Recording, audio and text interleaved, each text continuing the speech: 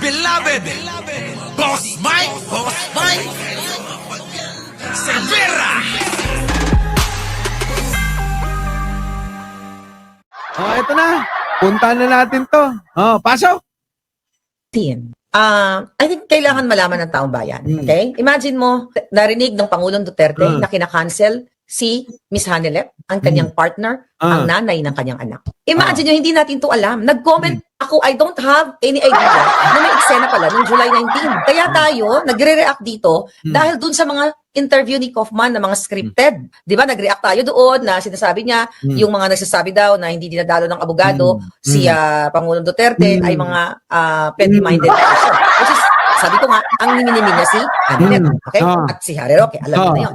So ngayon, at ito pa, kailangan malaman ng taong bayan, behind the scenes, sinabi mo, Kaufman, Narinig ninyo, kailangan nyo daw malaman, taong bayan. Oh. na hindi kapamilya si Hanelet. Yan po ang katotohanan. Oo nga. Bastos ka, Kaufman. Okay? First time ka makarinig ng mura. So, kung sino man ang nasa likod mo, imagine mo, yung ginagawa mo dito sa nanay ni Kitty, okay, na common law wife ni Pangulong Duterte, di ba hinamon ka? Sabihin mo sa loob kay Pangulong Duterte na hindi ka pamilya si Hanelet. Oh, hindi daw kapamilya si Hanelet, mga kababayan ko. Mga kababayan, kapag kaho ba ako tumakbong congressman, party list, boboto nyo po ba ako? Siyempre hindi, ano? Diba? Hindi nyo ako boboto. Pero kapag ako nasubukan ninyo kung paano makisama at maglingkod sa bayan, ewan ko na lang. Yung paglilingkod ko nga kay Jen Angeles, hindi na matatawaran. Oh. Ha? Mga kababayan, di ba? Oh, tapos second nominee si Jen Angeles, oh. Grabe. Oh, eto na mga kababayan ko, bigyan natin ng reaksyon ito. Eto na, meron na namang banat si Maharlika. Oh, eto na. Actually, behind the scene, I think kailangan malaman ng taong bayan. Okay? Imagine mo, Oh, kailangan nyo daw malaman ito. narinig ng Pangulong Duterte na kinakancel si Miss Hanelet. Naku, narinig daw na kinakancel si Hanelet. Oh, mga kababayan, parang wala na kasing silbi si Hanelet kay Digong eh. Sa totoo lang, wala na silbi. Oh. Kanyang partner, ang nanay ng kanyang anak. Imagine nyo, hindi natin to alam. Nag-comment ako, I don't have any idea na may eksena pala noong July 19. Kaya tayo, nagre-react dito dahil dun sa mga interview ni Kaufman na mga scripted. Di ba? Nag-react tayo doon na sinasabi niya, yung mga nagsasabi daw na hindi dinadalo ng abogado si Pangulong Duterte ay mga petty-minded person. Which is, sabi ko nga, ang niminimin niya si Hanelet, okay? At si Harry Roque. Kasi mga kababayan, eto nga yung sinasabi ko sa inyo. Si Hanelet ang boss nitong dalawa. Sino? Si Maharlika at si Roque at yung mga amuyong nila, ang boss nila talaga mga kababayan eh. Si Hanelet eh. Di ba? Oh. Tuloy. Alam nyo na yon. So ngayon, at ito pa, kailangan malaman ng taong bayan, behind the scenes, sinabi mo, Kaufman, na hindi kapamilya si Hanelet. Yan po. Totoo naman eh. Hindi naman kapamilya talaga eh. Kasi sabi nila, mga kababayan, chicks lang daw ang turing eh. Di ba? Chicks lang daw ang turing ni Digong kay Hanelet, lahat pantay-pantay. Dapat ganun, di ba? Oo, papaalam nga ako kay Jen kung pwede kong kumuha pa ng isang chicks eh. Di ba? Kasi mga kababayan, nagkukulang na eh. Di ba? Oo. Sabi naman ni Jen, okay lang. Basta hindi ko malalaman. Oo. Di ba? Ganun ho dapat, mga kababayan. Eto, tignan nyo, galit na galit oh. Totoo namang chicks lang ni Digong, si Hanelet. Yun po yung sabi ni Pulong at ni Buday. Di po ba, mga kababayan ko? Yun po yun. Oh, tuloy. Ang katotohanan. Ayan, Bastos ka, Kaufman. Naku, bastos ka kinang ina mo raw po, Kaufman. Kita nyo, mga kababayan, minumura ni Maharlika si Kaufman. Nakalimutan yata ni Maharlika na ang kumuha kay Kaufman ay si Digong at si Buday. Di ba ba? Si Digong at si Buday, mga kababayan, ang kumuha. Oh, di parang si Maharlika minura niya na rin si Digong at saka si Buday. Ha? Oh, dapat malinis na babae din, Boss Mike, katulad ni Ma'am Jen Angeles. Sabi, siyempre, alangan naman na kumuha tayo ng marumi. Malinis din yung magagalit si Jen. Oo, di ba? Kailangan malinis din yung kukunin natin. No, ganon. O, di ba? Eto na. Yung po yan, mga kababayan, eto si Maharlika, mga kababayan, hindi iniisip yung sinasabi. Yan ang problema sa mga pinagkukuhang vlogger ni Duterte. Di ba? Yan ang problema Biruin ninyo, minumura si Kaufman. Sino bang kumuha sa kanya? Si Digong. Sino pa? Si Buday. Di yun nga. Parang minura mo na rin yung mag-ama. Sa bagay. Sa totoo lang mga kababayan, etong mga ito ay nakinabang na. Ako naniniwala Oo. Tanungin na lang natin sila. Maharlika, umaming ka nga. Magkano ba napakinabangan mo kay Hanilet? Kasi tila ba, tila ba talagang himod sa puwet ka Di ba? Tignan nyo. Pamilya si Hanilet. Yan po ang katotohanan. Bastos ka, Kaufman. Okay? First time ka makarinig ng mura. Kung sino man ang nasa likod mo, imagine mo, yung... Kita nyo, mga kababayan, kung sino man daw ang nasa likod ni Kaufman, sino ba nasa likod? Unang-una sa lahat, hindi si Pangulong Bongbong Marcos, hindi ako ang kumuha diyan kay Kaufman. Di ba? Hindi Sino ang kumuha? Paki-comment nga para maunawaan netong tatanga-tangan to. Sino ang nasa likod ni Kaufman daw? Oo, minumura niya. Di ba? Si Buday at si Digong. At lalong hindi kayo. Ulitin natin. Ito na. Tingnan nyo. Panoorin nyo. Ito, dito. Dito. Ito pa, kailangan malaman ng taong bayan, behind the scenes, sinabi mo, Kaufman, na hindi kapamilya si Hanilet. Yan po ang katotohanan. Bastos ka, Kaufman. Okay? First time ka makarinig ng mura. Kung sino man ang nasa likod mo, imagine mo, yung ginagawa mo dito sa nanay ni Kitty, okay, na common law wife ni Pangulong Duterte, di ba hinamon ka? Kita nyo, mga kababayan ko? Kung sino man daw ang nasa likod, inang-ina nyo raw. Sino ba nasa likod? Di ba? Baka kayo. Baka isa sa inyo dyan ang nasa likod, mga kababayan ko. Umamin na kayo para masabi ko kay Maharlika na kayo. Mga kababayan? Grabe, no? Grabe, matindi. Baka si ninyo. Yan mga kababayan. Yan ang problema kay Maharlika. Oo, di ba? Ikaw, Boss Mike. Hindi nakipag-secret meeting lang ako kay Kay. Kilala nyo si Kay? Di ba nagpunta nga ako ng Dahig, mga kababayan? Hindi nyo ba napapansin? Mula nang nagpunta ako ng Dahig, nagkagulo-gulo na yung mga yan. Oo. Magaling talaga ako magpaaway. Inaamin ko na. Magaling talaga ako magpaaway. Oo, mga kababayan. Oo. Nung araw nga, mga kababayan nung bata-bata pa ako, mga edad ko siguro, mga nasa 21. Mga kababayan ko. Yung nagmamahalan ng wagas, mga kababayan, pinag-away ko, naghiwalay Ang sama no? Tapos mga kababayan, ayun, ang nangyari. Muntik nang maging kami. Ganun. Mga kababayan, hindi. Joke lang ho yun, ha? Joke lang. Oh, ito.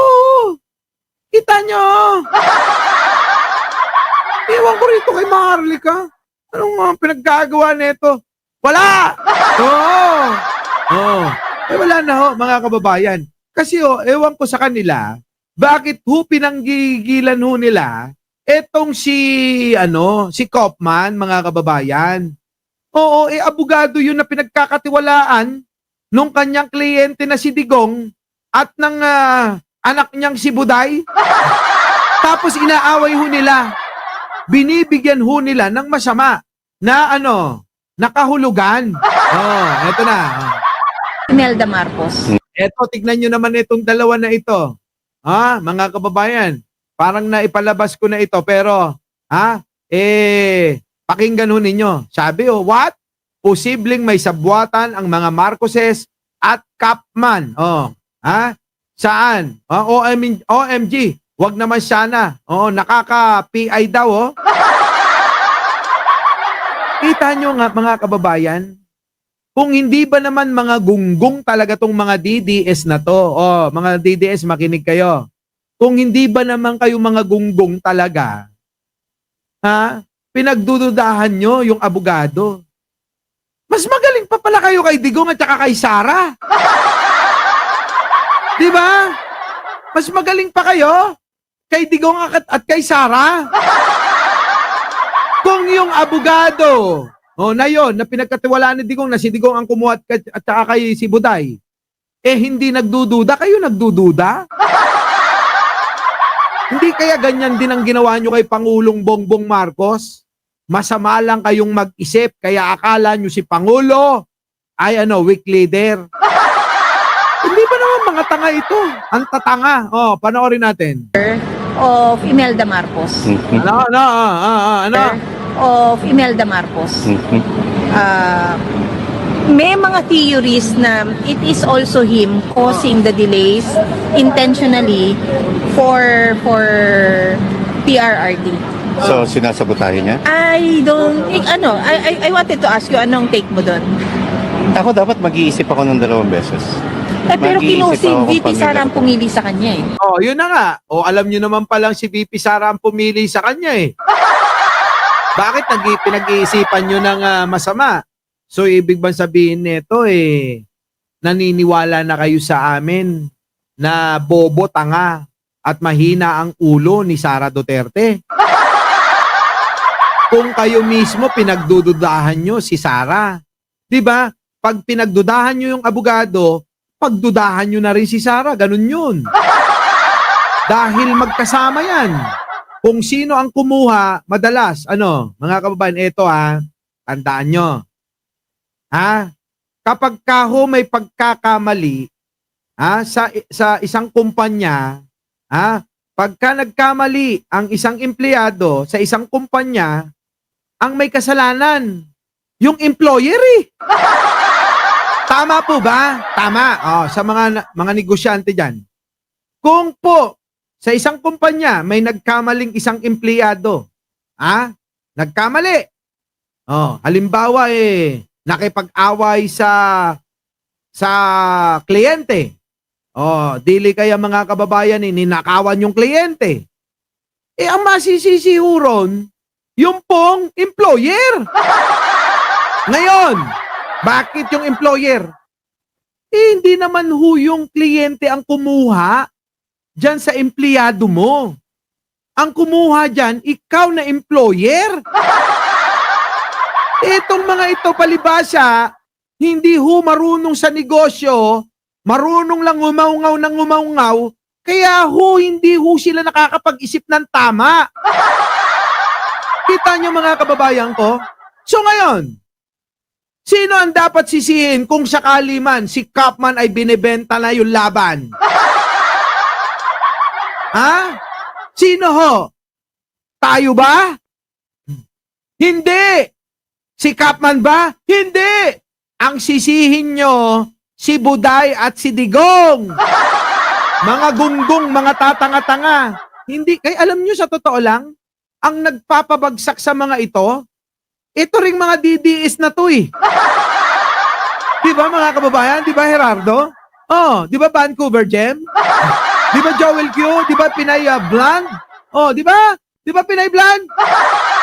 Leonora Brown. Isipin nyo maigi yung sinasabi ko. Ang simple-simple. Common sense lang to, mga kababayan eh. Tandaan nyo, sa lahat po, mga kababayan, ng mga bagay sa mundo, hindi nyo na kailangang mag-aral ng husto. Gamitin nyo lang ang common sense nyo. Malalaman nyo na eh. Diba? Matututunan nyo na dahan-dahan eh. Di po ba? Oh, pero etong mga ito, ang tatanga. Eto na. Oh, rin? Hindi pa rin nanghuli lahat. Mag-iisip lang naman 2 beses. Hindi naman masamang mag-isip ng dalawang beses. Mag-isip ng 2 beses. Pero ako kasi... At hindi masamang magduda. Dahil sa sobrang influence. Depende sa pagkakataon ng pagdududa, tanga. Alam nyo, eto eh. Totoo yun, hindi masamang magduda, pero depende sa pagkakataon. Okay, tanyo, hindi nila alam yon. Ang pagdududa, hindi masama. Pero depende sa pagkakataon. Dapat mong isipin yung pagkakataon. Hindi yung duda ka lang ng duda dahil hindi masama. Di po ba, mga kababayan ko? Ang dami na hong napahamak dyan sa maling pagdududa dahil hindi daw masama magduda. Oo. Abay yung isa nga eh. Dahil duda ng duda, hiniwalayan ko, mga kababayan. Oo. Di ba? Buti na lang talaga si Jen Angeles, hindi to mapangduda. Hindi nga nakikialam ng cellphone ko to eh. Gcash lang pinakikialam. Gcash lang ang pinakikialaman, mga kababayan. Nagugulat ako eh. Oo, bigla na lang. Bakit nabawasan ng 5,000? Diba, mga kababayan? Yun pala, mga kababayan eh. Pinakialaman yung Gcash ko. Pero hindi okay pinakikialaman yung mga personal ko. Away yun, mga kababayan. Di po ba? Pagka pinakialaman yung mga personal ko, malay natin, di ba? May mga bagay kaming pinag-uusapan doon na, minsan pang joke ko lang sa iba. Diba? Yun eh. Eto na. Itong mga bobo na to. Example ko lang yun, ha? Talay. Nakikisali kayong dalawa. Ay, Chang Aaron Lopez. Hoy! Jojo Chavez. Ito na. Ito na. Siya at pinapagalaw na pera ng gobyernong ito. At sa sobrang ginagawa nila, ultimo yung mali, ginagawa lang tama. Kita nyo, mga kababayan, binintang kay Pangulo. Anong kasalanan ng gobyerno sa pagkuha ni Buday sa abogado na si Kaufman? Aber, tanga! Di ba ba? Isipin nyo nga maigi. Meron lang silang maitira. Kaya tignan nyo yung mga mukha niyan, mga kababayan, lumalaylay na. Bakit ho, mga kababayan? Mas matanda pa ako sa mga yan. Pero sa sobrang paninira nila, kakaisip nila kahit ano na. Evangeline Camilosa, nako. Oo. Di ba? Ayan o. Mga kababayan o. Walastik talaga. Laylay na, kakaisip nila. Dolly Babes. Yan. Talay. Hindi malayong pasukin, ma-infiltrate ng administrasyon ang kampo ng mga Duterte. So ibig sabihin, weak leader si Duterte talaga. Huwag niyong tawagin si Pangulong Bongbong Marcos na weak leader kung napasok yung kampo ni Duterte ni Pangulo.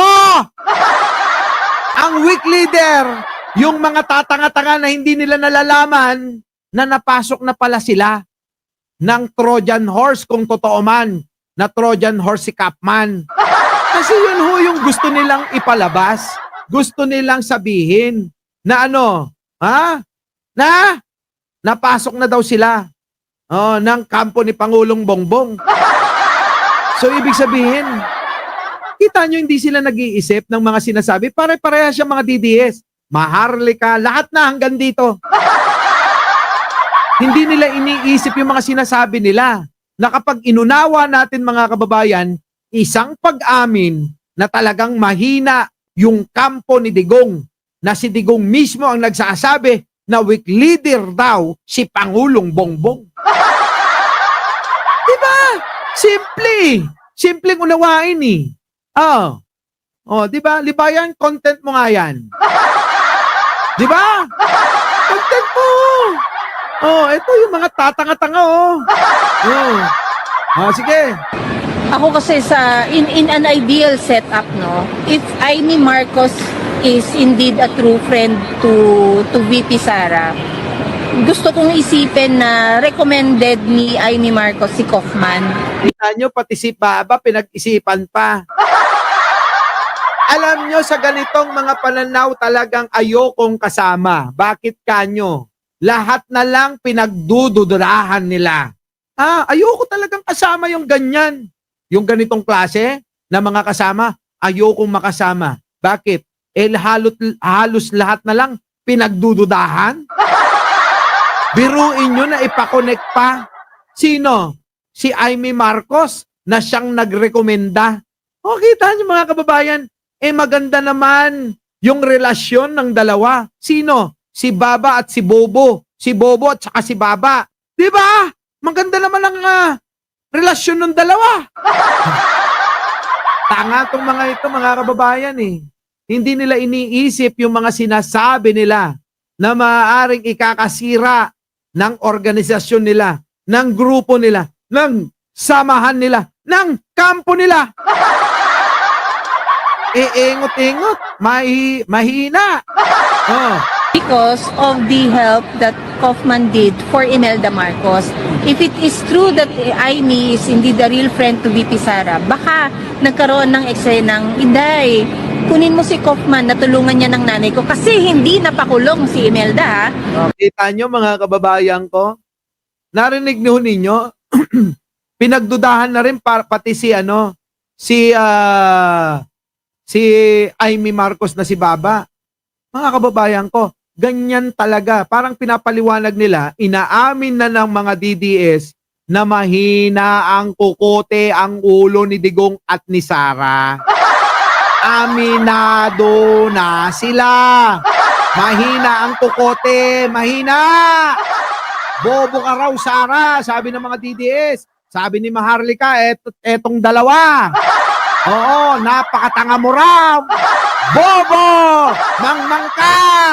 Hindi mo man lang maisip. Na maaaring, maaaring ma-impluwensyahan ni Pangulong Bongbong Marcos.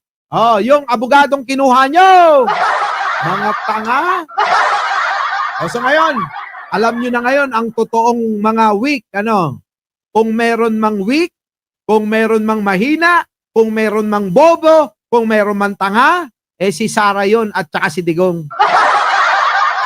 Tama, mga kababayan? Bago tayo maghiwa-hiwalay, mga kababayan, huwag niyong kalimutan mag-like, mag-share at mag-subscribe. At maraming salamat kay Kentot, kay Emeline De Castro, kay Leia27MD, at syempre kay Delia Shakoko, mga kababayan. Maraming salamat po sa inyo. At syempre mga kababayan, bago tayo magpaalam, ay isa munang nawala na yung ating paalala. Eto mga kababayan, abangan nyo sa Sabado na ito ng gabi sa Radyo Pilipinas. Ang inyong mga paboritong vloggers ay makakasama nyo. Tuwing Sabado. Eto na po, abangan nyo po.